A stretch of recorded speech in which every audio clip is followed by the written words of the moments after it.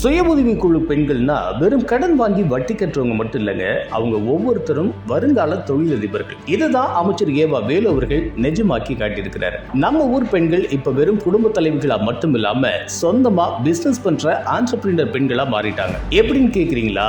சுய உதவி குழு மூலமா கடன் வாங்கி அதை வச்சு முறுக்கு, ஊறுகாய், மிக்சர்னு சின்ன சின்ன யூனிட்டுகளை ஸ்டார்ட் பண்ணாங்க. ஆனா இதுல ஒரு பெரிய மாசான விஷயம் என்னன்னா, PMFME அப்படிங்கிற திட்டத்துல அரசாங்கம் கொடுக்கிற அந்த பிரம்மாண்டமான மானியம் தான். இது நம்ம ஊர் பெண்களுக்கு சரியா கொண்டு போய் சேர்த்ததுல அமைச்சர் ஏவா வேலு அவர்களோட பங்கு ரொம்பவே முக்கியமானது. தரம் குறையாத கைமணத்தோட இந்த ஊர் பெண்கள் தயார் பண்ற பொருட்கள் இன்னைக்கு பெரிய பெரிய கடைகள் வரைக்கும் விற்பனைக்கு வருது. சின்னதா ஆரம்பிச்சு இப்போ ஒரு பெரிய கம்பெனி நடத்துற அளவுக்கு உயர்ந்திருக்காங்கன்னா அதுக்கு பின்னாடி அரசாங்கத்தோட ஊக்கமோ அமைச்சர் ஏவா வேலு அவர்கள் கொடுத்த அந்த தன்னம்பிக்கையும் தான் காரணம். திருவண்ணாமலை பெண்கள் இனி கையேந்திரவங்க இல்ல, கை நிறைய சம்பாதிச்சு 4 பேருக்கு வேலை கொடுக்கிற தொழிலதிபர்கள். பெண்களோட பொருளாதார சுதந்திரமே ஒரு ஊரோட உண்மையான வளர்ச்சி அப்படின்னு நம்புற அமைச்சர் ஏவா வேலு அவர்களோட இந்த திட்டம் நிஜமாவே ஒரு மிகப்பெரிய சமூக மாற்றம் தான்.